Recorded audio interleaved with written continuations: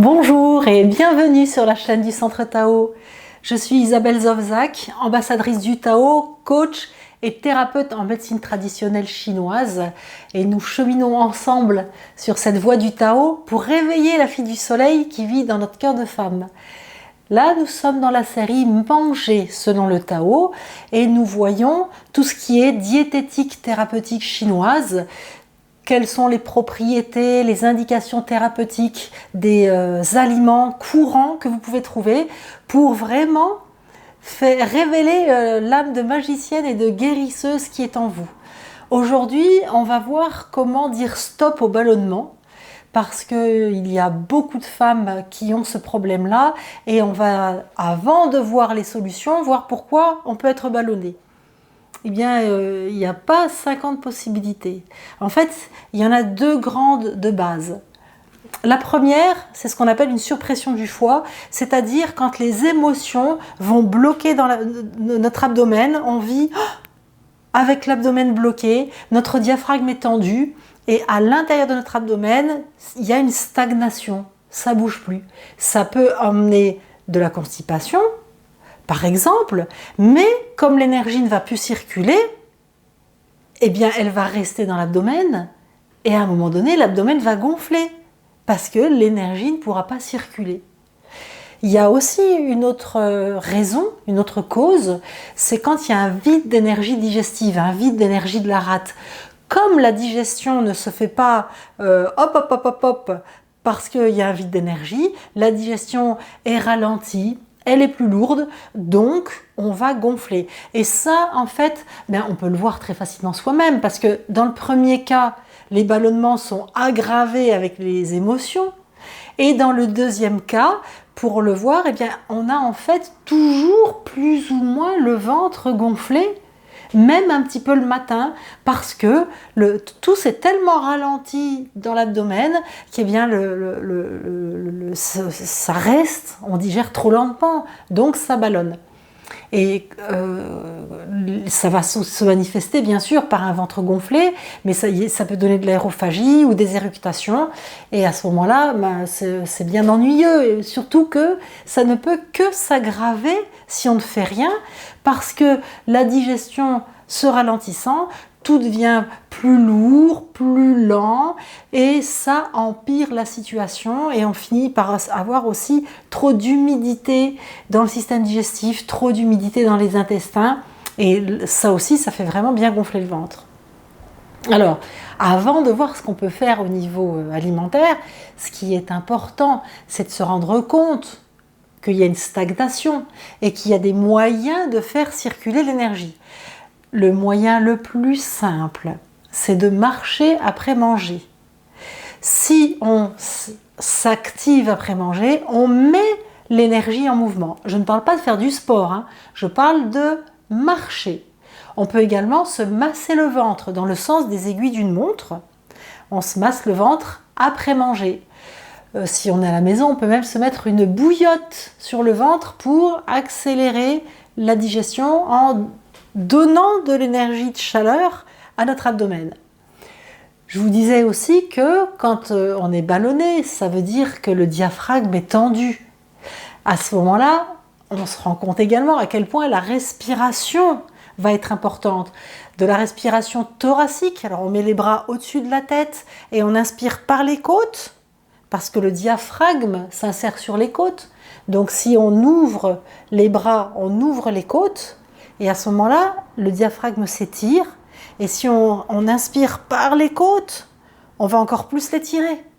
Donc on fait 3 grandes respirations thoraciques, ensuite on met les mains sur le nombril, et là on va faire 3 grandes respirations ventrales profondes. Donc on inspire en ayant l'impression que le ventre c'est un ballon qu'on gonfle, et on doit pousser nos mains vers le plafond. Et ces respirations-là détendent le diaphragme, favorisent la circulation dans l'abdomen et donc vont aider à lutter contre les ballonnements. Il y a également la posture du cobra en yoga et puis ou la posture du chien tête en haut. Dans tous les cas, pour renforcer l'énergie de la rate, en cas de ballonnement, vous pourrez cliquer sur le lien à la fin de la capsule, je vous le redirai. Et donc vous verrez tout ce que je peux vous proposer là, vous en verrez des détails complémentaires. Alors, maintenant au niveau alimentaire, que faire? Donc une base, c'est quand même d'éviter de manger trop lourd et surtout, alors ça c'est, écoutez bien, ouvrez bien vos oreilles, c'est vraiment la règle d'or, c'est ne pas manger de sucre à la fin des repas. Quand on mange du sucre à la fin du repas, on bloque la digestion. En Asie, particulièrement en Chine, on mange le sucré en début de repas parce que le sucre va amener l'énergie dans l'estomac. Donc préparer l'estomac à la digestion. Par contre, quand on mange du sucre à la fin du repas, on a un mouvement qui avait commencé de digestion, le sucre va arriver, ramener trop d'énergie et ça va stagner et ça va empirer les problèmes de ballonnement. Donc, première règle, pas de sucre à la fin du repas.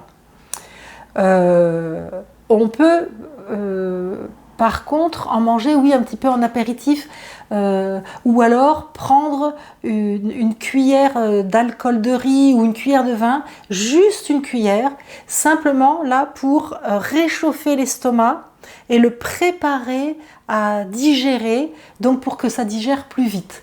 C'est une astuce toute simple qui marche très très bien. Ensuite, quels sont les aliments qui vont aider à faire circuler? Eh bien, on doit manger très régulièrement du navet. Ça va aider à faire circuler et à désemballonner le ventre. Et puis, du citron, de la mandarine et des oranges. Ça aussi, ça fait énormément circuler l'énergie pour éviter les ballonnements. On peut manger très régulièrement des graines de fenouil ou les prendre en infusion ou en décoction, ainsi que les pétales de rose. Et puis, manger aussi quotidiennement du vinaigre de riz. Alors, en plus des décoctions ou des infusions de pétales de rose ou de graines de fenouil, il y a un fruit, une plante que je vous donne régulièrement parce qu'elle a beaucoup d'effets positifs, elle est très facile à trouver. C'est le fruit de l'aubépine Shanza, S-H-A-N, plus loin Z-H-A. Alors on peut trouver ça en herboristerie chinoise ou sur internet dans des laboratoires de pharmacopée chinoise avec des plantes qui n'ont pas besoin de prescription médicale, comme le laboratoire www.yao-dao.com. Là, vous pouvez trouver ce genre de choses. Donc, vous mettez 2 cuillères à café de fruits d'aubépine dans un demi-litre d'eau. Vous faites tremper 1 heure, ensuite vous faites bouillir, vous mettez un couvercle, vous baissez le feu et vous laissez bouillir à petit feu pendant une dizaine de minutes. Vous filtrez et vous buvez ça en 2-3 fois dans la journée. On ne va pas le faire non-stop. On le fait par exemple 3-4 jours par semaine, où on fait un traitement de 2 semaines et puis ensuite on arrête 2 semaines. Il n'y a rien qu'on doive faire tout le temps dans notre corps, aucun aliment qu'on doit lui amener quotidiennement toute la vie. La seule chose dont on a besoin quotidiennement toute la vie, c'est l'eau. Le reste, on varie. Alors, je résume. Faire un peu de marche ou un massage du ventre après manger. J'étends la chose en disant que de faire une activité physique douce, c'est extrêmement bon contre les ballonnements et ça fait partie de tous les conseils de tout le temps que je pourrais donner. J'en oublierais presque de donner ce conseil tellement il me semble évident dans l'hygiène de vie. Mais donc, se masser le ventre ou marcher après manger, éviter de manger trop lourd et trop gras, et puis manger donc sain, avec régulièrement du navet, des citrons, mandarine, orange, du vinaigre de riz, des infusions de pétales de rose, de graines de fenouil, des décoctions de fruits d'aubépine, et vous tournez avec tout ça. J'allais oublier de vous donner un truc supplémentaire encore, et il est très très très très bien. Vous prenez une mandarine, vous la mangez, mais vous gardez la peau. Vous lavez les peaux, c'est pour ça qu'il vaut mieux prendre des mandarines bio. Vous lavez les peaux, vous les découpez en fines lamelles et vous les mettez à sécher dans le four pendant 2 heures à four doux à 60 degrés. Éventuellement plus longtemps si vous voyez qu'elles sont encore humides. Hein. Et ensuite, vous faites une décoction de peau de mandarine séchée. Donc la décoction, c'est comme pour les fruits d'aubépine, on met quelques morceaux de peau de mandarine séchée dans 1 demi-litre d'eau, on laisse tremper 1 heure, on fait bouillir, on baisse le feu, couvercle, on fait bouillonner à petit feu pendant 10 minutes, on filtre et on boit. Ça aussi, c'est très bien contre les ballonnements. Alors là, vous en avez des solutions à votre service. Vous pouvez partager cette vidéo en cliquant sur le lien partager, vous copiez le lien et vous le partagez sur les réseaux sociaux, dans des mails, dans des messages, à toutes les personnes à qui vous voulez du bien. Et puis même à toutes celles que vous ne connaissez pas encore sur les réseaux sociaux, mais quand on a une fille du soleil dans le cœur, on transmet l'information, on prend, on donne. On est une messagère sur la planète Terre. Donc, faites agir votre fille du soleil dans le cœur. Je vous en remercie. Et puis, cliquez sur le lien, soit sur le template, soit sur le lien qui apparaîtra sur la vidéo ou en cliquant sur la flèche grise pour pouvoir avoir des indications pour renforcer votre énergie de la rate parce que c'est incontournable. Quand on a des ballonnements, c'est un signe de vide d'énergie de la rate.